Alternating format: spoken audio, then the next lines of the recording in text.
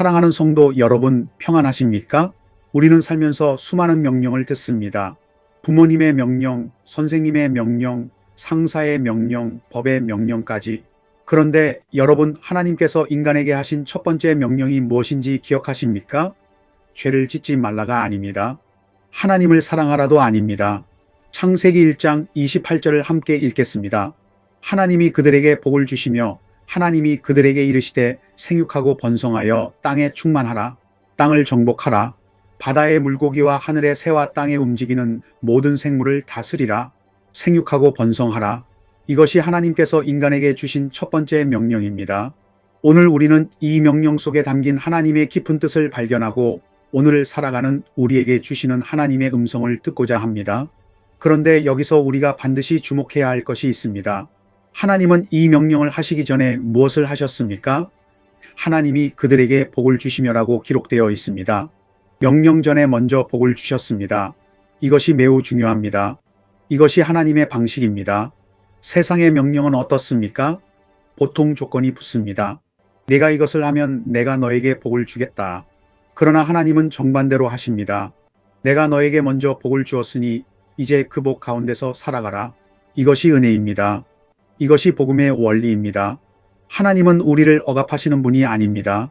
먼저 복을 주시고 그 복 가운데서 살아가는 법을 가르쳐 주시는 분입니다. 그래서 생육하고 번성하라는 말씀은 무거운 짐이 아니라 복된 초대장입니다.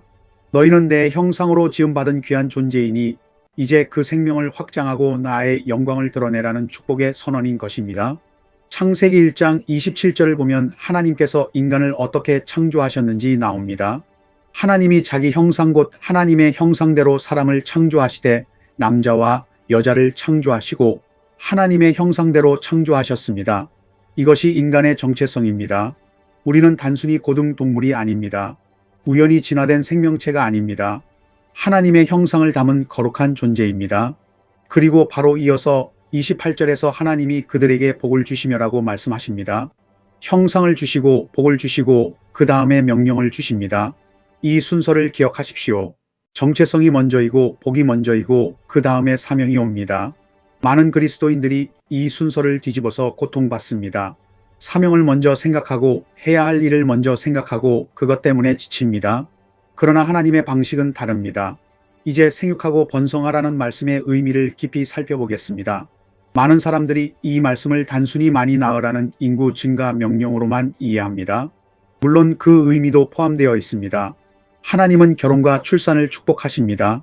시편 127편 3절은 자식은 여호와의 주신 기업이요 태의 열매는 그의 상급이로다라고 말씀합니다.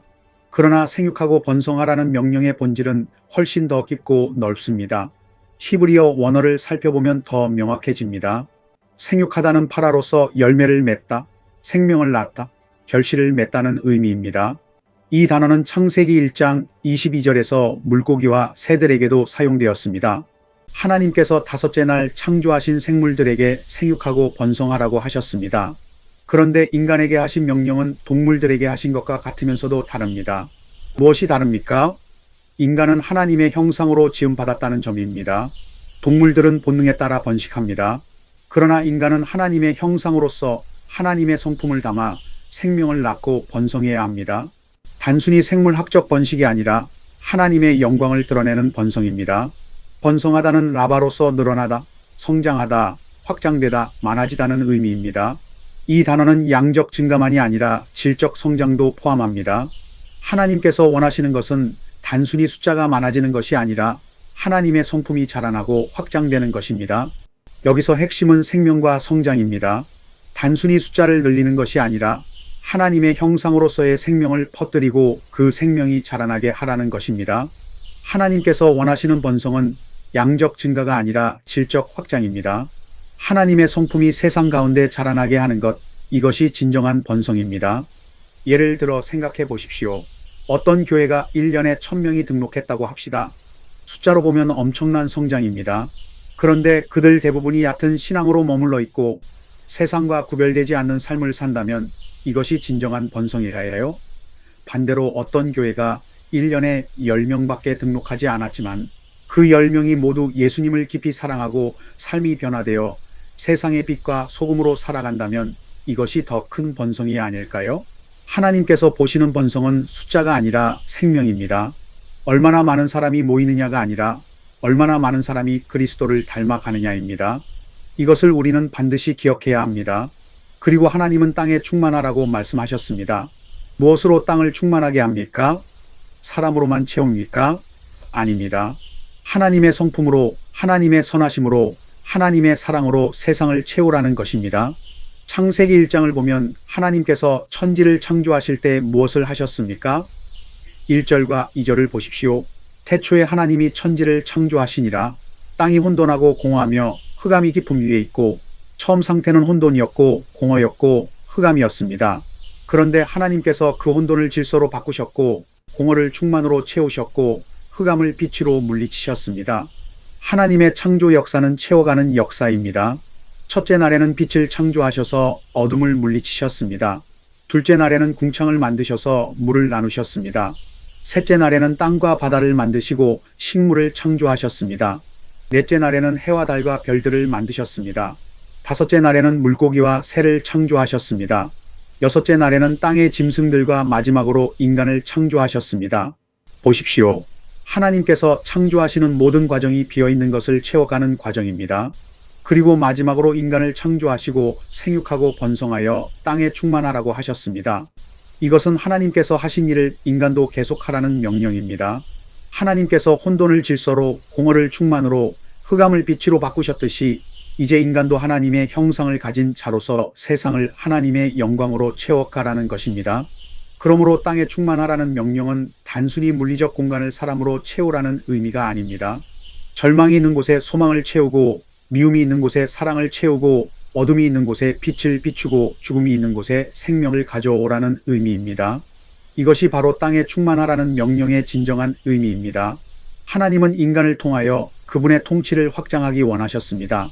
그래서 정복하고 다스리라고 말씀하셨습니다. 여기서 정복하다는 히브리어 카바시이고 다스리다는 라다입니다. 이 단어들은 강한 의미를 가지고 있지만 우리는 이것을 올바르게 이해해야 합니다. 이것은 폭력적 지배가 아닙니다. 무자비한 착취가 아닙니다. 하나님의 형상을 가진 자로서의 다스림은 하나님께서 다스리시는 방식을 따라야 합니다. 하나님은 어떻게 다스리십니까? 사랑으로 다스리십니다. 섬김으로 다스리십니다. 보호하고 돌보시며 다스리십니다. 창세기 2장 15절을 보십시오. 여호와 하나님이 그 사람을 이끌어 에덴 동산에 두어 그것을 경작하며 지키게 하시고, 여기서 경작하다는 아바드로 섬기다, 일하다는 의미이고 지키다는 샤마로로 보호하다, 돌보다는 의미입니다. 보십시오. 하나님께서 인간에게 주신 다스림의 사명은 섬김과 보호입니다. 땅을 정복하고 다스리라는 것은 땅을 섬기고 보호하라는 의미입니다. 피조물을 착취하라는 것이 아니라 돌보라는 것입니다. 이것이 하나님의 형상을 가진 자의 다스림입니다. 그러나 우리는 알고 있습니다. 창세기 3장에서 인간은 범죄했고 그 결과 모든 것이 왜곡되었습니다. 생육과 번성의 복도 예외가 아니었습니다. 죄가 들어오면서 모든 축복이 저주로 변질되었습니다. 생명을 살리는 대신 파괴하게 되었습니다. 가인이 아벨을 죽인 것이 그 시작입니다. 하나님의 형상을 전하는 대신 자기 욕망을 채우게 되었습니다. 바벨탑 사건이 그것을 보여줍니다.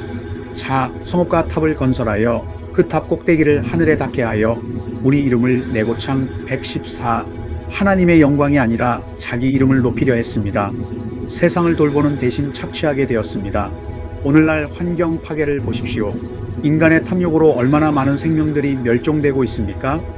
서로 사랑하는 대신 경쟁하게 되었습니다. 형제가 형제를 미워하고 나라가 나라를 대적하는 세상이 되었습니다. 오늘날 우리 사회를 보십시오. 저출산 문제가 심각합니다. 한국의 합계 출산율이 0.7명대로 떨어졌습니다. 세계에서 가장 낮은 수치입니다. 왜 그럴까요? 여러 가지 사회경제적 이유가 있겠지만 근본적으로는 생육과 번성이 복이 아니라 부담이 되어버렸기 때문입니다. 자녀를 키우는 것이 기쁨이 아니라 두려움이 되었습니다. 생명이 축복이 아니라 짐이 되었습니다. 또한 사람들은 번성을 오해합니다. 더 많이 가지는 것, 더 높이 올라가는 것, 더 유명해지는 것을 번성이라고 생각합니다. 더 큰 집, 더 좋은 차, 더 높은 지위, 더 많은 돈. 이것을 추구하면서 진정한 생명은 잃어버립니다. 야고보서 4장 1에서 2절은 이렇게 말씀합니다. 너희 중에 싸움이 어디로부터 다툼이 어디로부터 나느냐 너희 지체 중에서 싸우는 정욕으로부터 나는 것이 아니냐 너희는 욕심을 내어도 얻지 못하며 살인하며 시기하여도 능히 취하지 못하나니 이것이 죄로 왜곡된 번성입니다. 그러나 하나님의 본래 명령은 생명을 나누고 사랑을 확장하고 선함을 퍼뜨리라는 것이었습니다. 감사하게도 이야기는 여기서 끝나지 않습니다. 예수님께서 오셨습니다. 그리고 잃어버린 생육과 번성의 복을 회복하셨습니다. 요한복음 15장 5절에서 예수님은 말씀하십니다. 나는 포도나무요 너희는 가지라. 그가 내 안에 내가 그 안에 거하면 사람이 열매를 많이 맺나니 나를 떠나서는 너희가 아무것도 할 수 없습니다.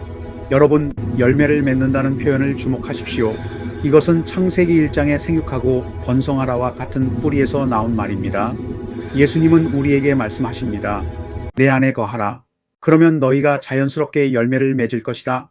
요한복음 15장 전체를 보면 예수님께서 포도나무 비유를 통해 무엇을 가르치시는지 알 수 있습니다. 1절에서 나는 참 포도나무요 내 아버지는 농부라고 하시고 2절에서 무릇 내게 붙어 있어 열매를 맺지 아니하는 가지는 아버지께서 그것을 제거해 버리시고 무릇 열매를 맺는 가지는 더 열매를 맺게 하려 하여 그것을 깨끗하게 하시느니라고 하십니다. 여기서 중요한 것은 우리가 억지로 열매를 만들어내는 것이 아니라는 점입니다. 가지가 포도나무에 붙어 있으면 자연스럽게 열매가 맺힙니다. 가지가 스스로 애쓰지 않아도 나무에서 생명의 수액이 흘러들어오면 저절로 열매가 맺히는 것입니다. 이것이 복음입니다. 우리의 노력이 아니라 그리스도 안에 거함으로 자연스럽게 열매를 맺는 것입니다. 4절을 보십시오. 내 안에 거하라 나도 너희 안에 거하리라. 가지가 포도나무에 붙어 있지 아니하면 스스로 열매를 맺을 수 없음 같이 너희도 내 안에 있지 아니하면 그러하리라. 어떤 열매입니까? 갈라디아서 5장 22에서 23절이 답을 줍니다. 오직 성령의 열매는 사랑과 희락과 화평과 오래 참음과 자비와 양선과 충성과 온유와 절제니 이 같은 것을 금지할 법이 없느니라. 이것이 예수님 안에서의 참된 번성입니다.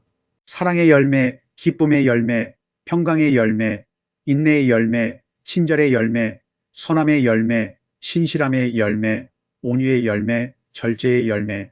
이것이 하나님께서 원하시는 번성입니다. 세상은 성공을 크기로 측정합니다. 얼마나 많이 가졌는가, 얼마나 높이 올라갔는가, 얼마나 유명해졌는가. 그러나 하나님은 열매로 측정하십니다. 얼마나 사랑하는가, 얼마나 기쁨이 있는가, 얼마나 평강이 있는가. 예수님 안에 거하면 우리는 자연스럽게 열매를 맺습니다. 억지로 애써서가 아니라 자연스럽게 생명이 흘러넘치게 됩니다.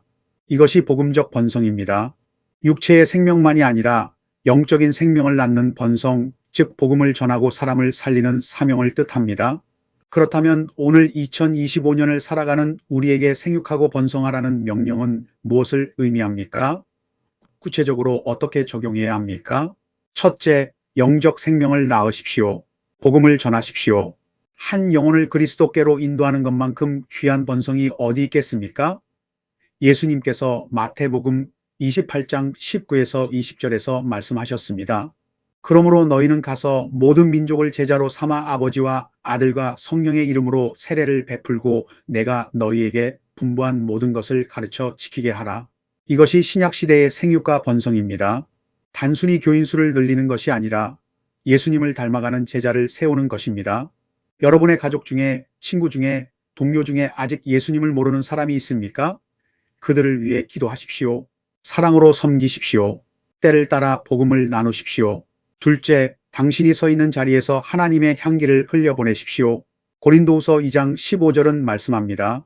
우리는 구원받는 자들에게나 망하는 자들에게나 하나님 앞에서 그리스도의 향기니 가정에서, 직장에서, 학교에서, 교회에서 당신의 말 한마디가 누군가에게 생명을 줄 수 있습니다. 마태복음 5장 13에서 14절을 기억하십시오.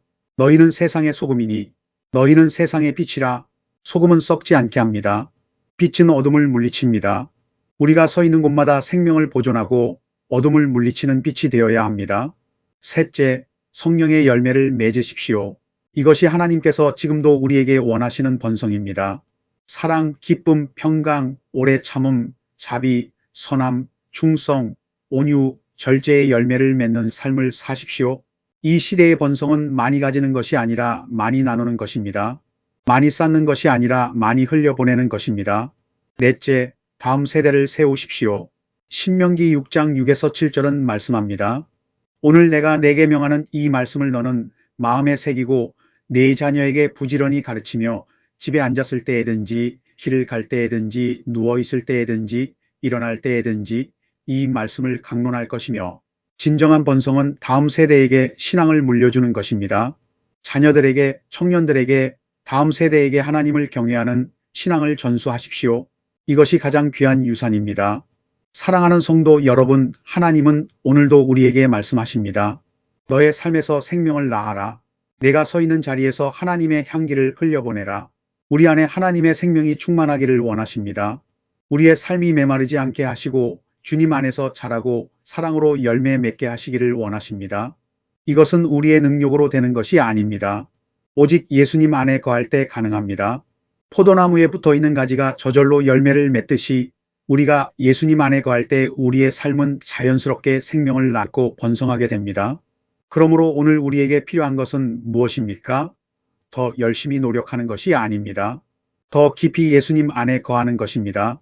매일 아침 주님께 나아가 기도하십시오. 주님, 오늘도 제 안에 거하시고 저를 통해 당신의 생명을 흘려보내소서.